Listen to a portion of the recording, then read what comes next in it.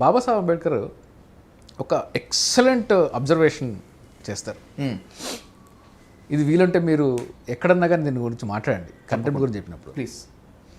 ఆయన ఏమంటారంటే ఒక సందర్భంలో బాబాసాహెబ్ అంబేద్కర్ గారు జడ్జి మీద ఒక కామెంట్ చేస్తే మిగతా పార్లమెంట్లో ఉండే మిగతా మెంబర్స్ అబ్జెక్షన్ తీసుకుంటారు. ఓకే. డాక్టర్ అంబేద్కర్ బహుశా ఆ స్థాయిలో ఆయనకు మాత్రమే ఉందేమో మరి, బహుశా ఆయన ఇన్స్పిరేషన్తో నేను ఈరోజు మాట్లాడేది, నాదే ఓన్ ఇండిపెండెంట్ ఏం కాదు. ఆయన ఏమంటారంటే, నేను ఒక జడ్జ్ ఇచ్చిన జడ్జిమెంట్ని ఖచ్చితంగా అమలు చేసి తీరుతాను, పాటిస్తాను, కానీ గౌరవించాల్సిన అవసరం నాకు లేదు అంటారు. ఎగ్జాక్ట్లీ. జడ్జిమెంట్ని I'm bound to obey the judgement but I'm not bound to respect it అంటారు. Great great. సో మనందరికీ కూడా రైట్ ఉంది, జడ్జిమెంట్ తప్పు, ఎస్ ఇది తప్పు, రాజ్యాంగంలో ఇది లేదు, రాజ్యాంగ విలువలకి ఇది కరెక్ట్ కాదు, కాబట్టి నా ఒపీనియన్ ఇది డిఫరెంట్గా ఉంది అని చెప్పి క్రిటిసైజ్ చేయడం కంటెంప్ట్ కాదు. ఈ జడ్జి గారు చెప్పిన జడ్జిమెంట్తో కూడా నేను ఏకీభవించట్లేదు అనడం కూడా కంటెంప్ట్ కాదు.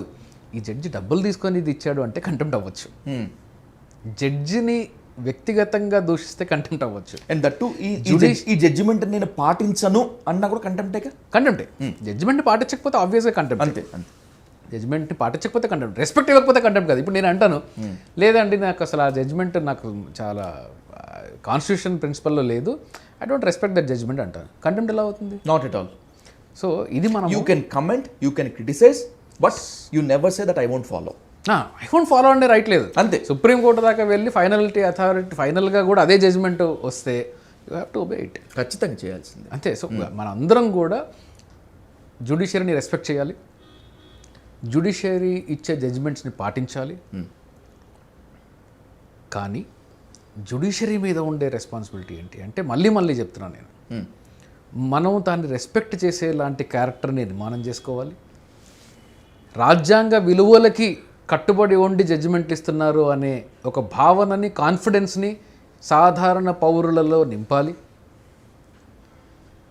ఇందులో కరప్షన్ లేదు, జడ్జిలందరికీ ఈ క్యారెక్టర్ ఉంది, ఇలాంటి క్యారెక్టర్ ఉన్న వాళ్ళని మేము జడ్జిలుగా నియమిస్తున్నాము అనే ఒక కాన్ఫిడెన్స్ని బార్ అసోసియేషన్స్లో, బార్లో, లాయర్స్ మధ్యలో, సమాజం మధ్యలో కూడా మీరు నిర్మించాలి.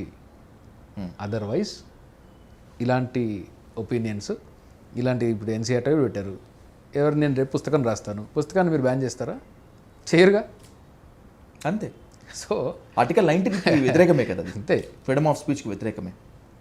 ఇప్పుడు ఎన్సీఆర్టీలో ఉన్నటువంటి 8th క్లాస్ సిలబస్లో ఉన్న ఆ న్యాయ వ్యవస్థ, అవినీతి అనేటువంటి పాఠ్యాంశాన్ని పూర్తిగా తొలగించడం కూడా నాకు తెలిసి బహుశా భారత రాజ్యాంగం మనకి ఇచ్చినటువంటి ఆర్టికల్ 19ని తుంగలో తొక్కటమని అనుకుంటున్నానేమో. అయి ఉండకపోవచ్చు. అంటే ఎందుకంటే మీకు ఈవెన్ గవర్నమెంట్ అనుకున్నా కానీ కొన్ని లిటరేచర్స్ని బ్యాన్ చేయొచ్చు. జ్యుడిషియరీ కూడా ఒకవేళ అది కంటెంప్షియస్గా ఉంది అనుకుంటే జ్యుడిషియరీ హ్యాస్ పవర్. ఓకే. అది ఆర్టికల్ 19 స్క్రూటినీ చేస్తే కదా.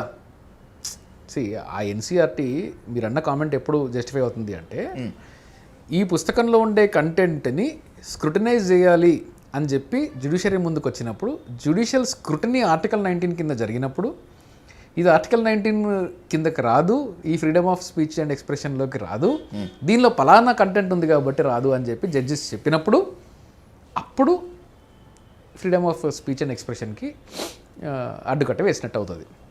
అంతవరకు కాదు.